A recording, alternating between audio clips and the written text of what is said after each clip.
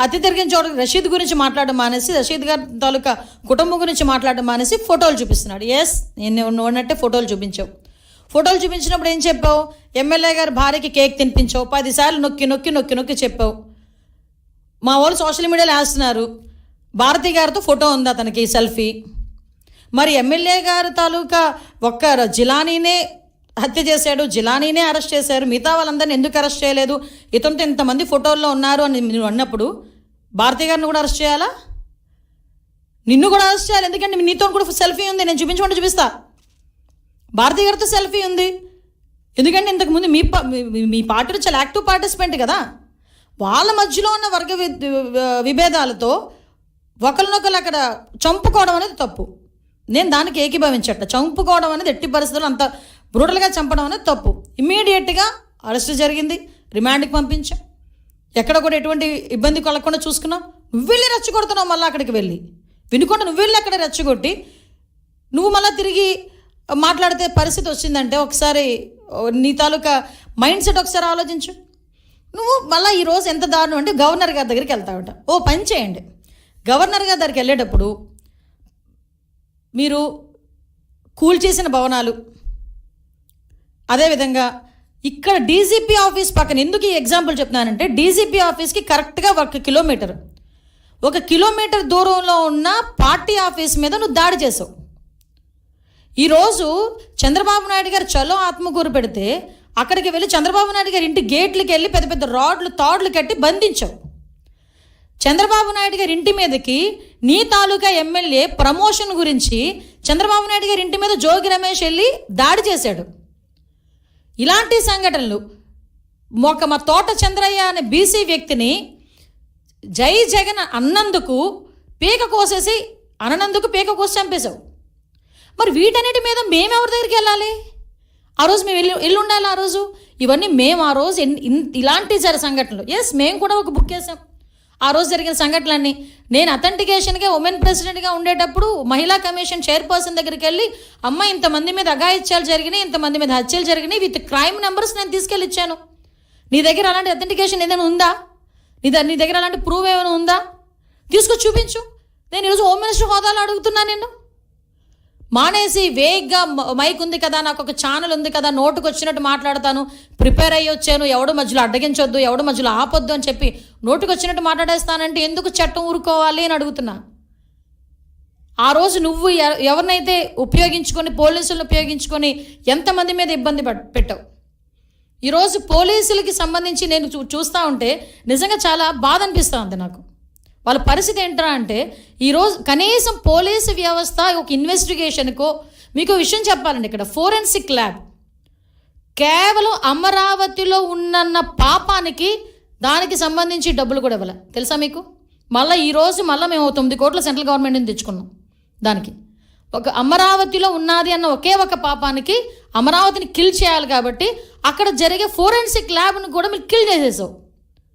ఒక వెహికల్స్ లేవు, CC cameras లేవు, మెయింటెనెన్స్ లేదు, ఈవెన్ ఫింగర్ అథెంటికేషన్ అది లేదు.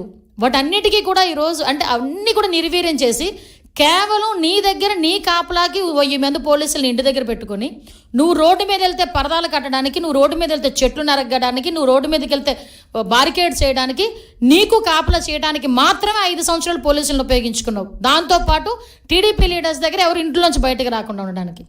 ఈ నెల రోజుల్లో చంద్రబాబు నాయుడు గారు అవుట్డోర్ ప్రోగ్రామ్స్ ఎన్ని చేశారండి? ఎక్కడైనా పరదాలు కట్టారా? ఎక్కడైనా బ్యారికేడ్ వేసారా? ఏ వైఎస్ఆర్సీపీ లీడర్నైనా ఇంట్లో పెట్టి బంధించామా? ఎక్కడైనా ఎవరినైనా హౌస్ అరెస్ట్ చేసావా? మరి ఎందుకు నువ్వు ఆ రోజు అలా చేయలేకపోయావు? ఈరోజు చంద్రబాబు నాయుడు గారు డెలిబరేట్గా యాజ్ పర్ ప్రజాస్వామ్యం ప్రకారం అతను ఎక్కడికైనా వెళ్తున్నప్పుడు కూడా ఎక్కడ కూడా ప్రజలకు ఇబ్బంది లేకుండా చేసుకునే పరిస్థితి చేసుకుంటున్నారు. ఇందులో నువ్వు రాష్ట్రపతి పాలన ఎక్కడ అడుగుతావు? నువ్వు చైల్డ్ అబ్యూజింగ్స్ మాట్లాడుతున్నావు. నీ హయాంలో గురించి క్రిమినల్స్ ఏదైతే మహిళల మీద దాడులు, మహిళల మిస్సింగ్లు చూసుకుంటే క్రైమ్ రిపోర్ట్ ప్రకారం కూడా, నేషనల్ క్రైమ్ రిపోర్ట్ ప్రకారం కూడా చూసుకుంటే తమరి హయాంలో డబుల్ అయినాయి. చాలామందిని ఈ రోజుకి కూడా పట్టుకోలే. ఎగ్జాంపుల్ చెప్పమంటావా? రాజమండ్రి దగ్గర తమరందరూ కలిపి వెళ్ళి దిశ పోలీస్ స్టేషన్ ఓపెన్ చేసి ఆడవాళ్ళందరితో పాటు నువ్వు కూడా వెళ్ళి ఒక రిబ్బన్ కట్ చేసి వచ్చావు. ఆ రోజు సాయంత్రానికి గ్యాంగ్ రేప్ అయిన ఒక అమ్మాయిని ఆటోలో వదిలేస్తే ఈ రోజు వరకు ఆ నిందితులను పట్టుకోలేదు. అంతవరకు ఎందుకయ్యా? తాడేపల్లి నీ ఇంటి దగ్గర ఒక గ్యాంగ్ రేప్ జరిగితే కాబోయే భర్త ముందు భార్యని అత్యాచారం చేస్తే వెంకటరెడ్డి అన్నవాడిని ఈ రోజుకి కూడా పట్టుకోలేకపోయావు. ఆ రోజు 5 సంవత్సరాలు నీకు సరిపోలేదు.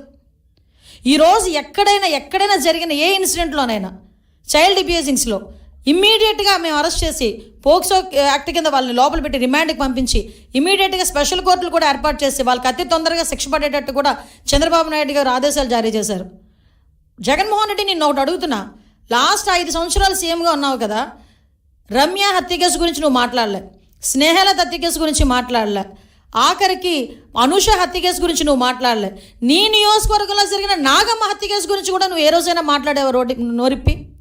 బట్ మా సీఎం గారు మొన్న రీసెంట్గా చీరాల్లో ఒక హత్య జరిగితే ఇమీడియట్గా నన్ను అక్కడికి పంపించి 36 గంటల్లో నిందితులను పట్టుకుని అమ్మాయికి ఎక్స్గ్రేషియా కూడా ఇచ్చొచ్చాం.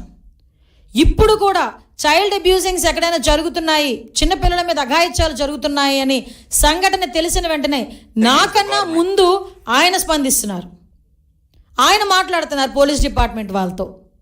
అది అడ్మినిస్ట్రేషన్ అంటే. అసలు ఏ రోజు కూడా ఈవెన్ గాంజా మీద కానీ చిన్నపిల్లల మీద హత్యలు రేపుల మీద కానీ ఏ రోజైనా హోమ్ డిపార్ట్మెంట్ని కూర్చోబెట్టి ఒక రివ్యూ అయినా చేసావా? నువ్వు ఈరోజు లా అండ్ ఆర్డర్ గురించి మాట్లాడుతూ ఉంటే, నీతులు చెప్తా ఉంటే సిగ్గు అనిపించట్లేదా? మేము సిగ్గుపడాలా ఈరోజు? ఇది నేను ప్రజలకి చెప్పాలి ఈ విషయాలన్నిటి. నేను ఎంత దారుణంగా మా మీద బురద చల్లడానికి, మన మీద బురద చల్లడానికి ఎందుకు మన అన్నారంటే, ఈరోజు ప్రజలందరూ కూడా మ్యాండేట్ ఇచ్చి ఈరోజు చంద్రబాబు నాయుడు గారిని కూర్చోబెట్టారు. అంటే చంద్రబాబు నాయుడు గారి మీద ఒక మాట మాట్లాడుతున్నారంటే ప్రజలందరి మీద కూడా మాట్లాడినట్టే. చంద్రబాబు నాయుడు గారు is not a common man. CM ఆయన, రాష్ట్ర ముఖ్యమంత్రి, ప్రజల చేత ఎన్నుకోబడిన రాష్ట్ర ముఖ్యమంత్రి. మీకు ప్రూవ్ ఉంది, మాట్లాడండి, మేము సరిదిద్దుకుంటాం. ఎస్, ఇది ఇలా జరుగుతుంది, మీరు చెప్పండి, నిజమైతే కనుక మేము యాక్షన్ తీసుకుంటాం. యాక్షన్ తీసుకోకపోతే మీరు మాట్లాడండి. అంతేగాని ఒక వర్గ విభేదాల మధ్యలో జరిగిన వినుకొండ ఇష్యూని బేస్ చేసుకొని ఈరోజు ఒకసారి అక్కడికి వచ్చి కూర్చొని నేను నాకు నోటుకు వచ్చినట్టు మాట్లాడతానని మాట్లాడి దాన్ని ప్లాట్ఫామ్ కింద తీసుకొని జగన్మోహన్ రెడ్డి ఉండుంటే వసతి దీవెన వచ్చేది.